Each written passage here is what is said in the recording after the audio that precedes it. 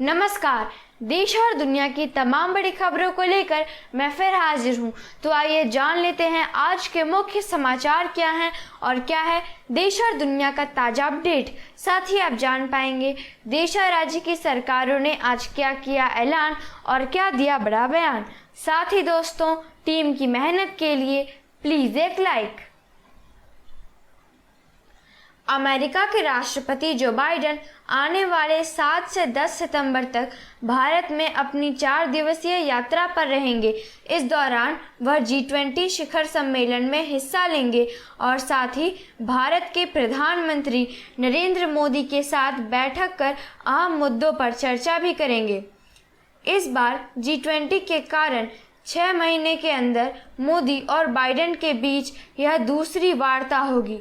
खबर आ रही है कि इस बैठक में वैश्विक चुनौतियां, पर्यावरण से जुड़ी चुनौतियां, यूक्रेन पर रूस के हमले से उपजी स्थिति सहित अन्य गंभीर मुद्दों पर चर्चा होगी। 8 सितंबर से दिल्ली में G20 शिखर सम्मेलन शुरू हो रहा है और इसमें लगभग 29 देश के मुखिया भाग लेंगे। साथ ही उन देशों के मंत्री और कई बड़े अधिकारी भी इसमें हिस्सा लेंगे। सुरक्षा के लिए केंद्रीय एजेंसी और दिल्ली पुलिस ने सभी तैयारियां पूरी कर ली हैं। दूसरे देशों से आने वाले विदेशी मेहमानों के स्वास्थ्य के देखभाल के लिए राजधानी में डॉक्टर और नर्स की कुल 80 टीमें तैनात रहेगी। 5 देशों का समूह जिसमें ब्राजील, रूस, भारत, चीन और दक्षिण अफ्रीका शामिल है और यह समूह ब्रिक्स कहलाता है।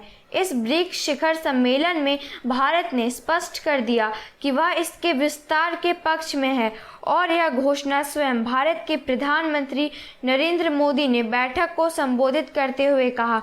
भारत चाहता है कि इसमें और सभी देश शामिल हों। इस सम्मेलन में भारत की तरफ से कई सुझाव भी दिए गए जिसमें अंतरिक्ष के क्षेत्र में सहयोग की बात भी की गई।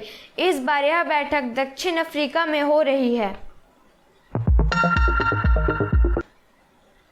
झारखंड और छत्तीसगढ़ में ईडी बड़े स्तर पर छापेमारी कर रही है और इसमें कई बड़े लोगों का नाम भी शामिल है।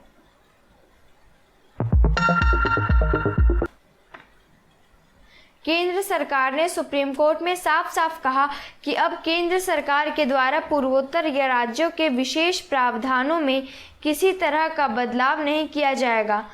जम्मू कश्मीर से धारा 370 को खत्म करने के बाद एक याचिकाकर्ता ने पूर्वोत्तर राज्यों के बारे में संविधान में दिए गए विशेष प्रावधानों को लेकर आशंका जताई थी। केंद्र की ओर से भरोसा दिलाने के बाद कोर्ट ने आशंका जताने वाली अर्जी को निपटा दिया। शिक्षा मंत्रालय ने शिक्षा के क्षेत्र में बड़े बदलाव के संकेत दिए हैं। इसके तहत बोर्ड परीक्षाएं अब साल में 2 बार होंगी। छात्र छात्राओं को बेहतर अंक चुनने का विकल्प दिया जाएगा।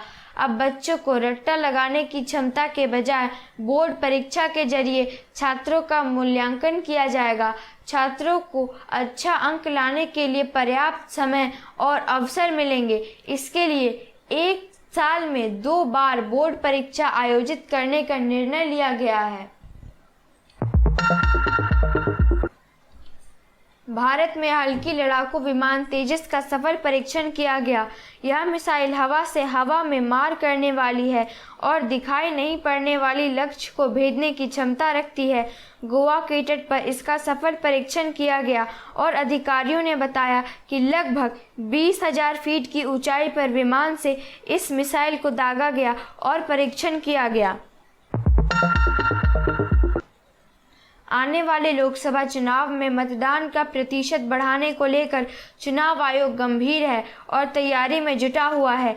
चुनाव आयोग मिशन मोड में एक बड़ा अभियान शुरू करने की तैयारी में है और इसी के तहत आयोग ने महान क्रिकेटर और भारत रत्न से सम्मानित सचिन तेंदुलकर को अपने साथ जोड़ा है, जो आने वाले समय में देश के युवाओं को शहरी क्षेत्र में रहने वाले लोगों को मतदान के लिए प्रेरित करते हुए नजर आएंगे।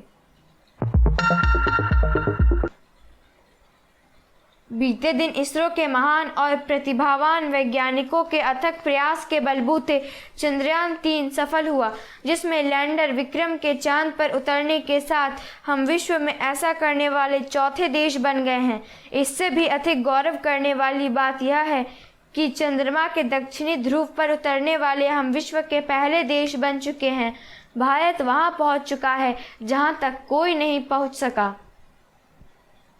न्यूज़ अपडेट के लिए लाइक एंड सब्सक्राइब करना मत भूलिएगा।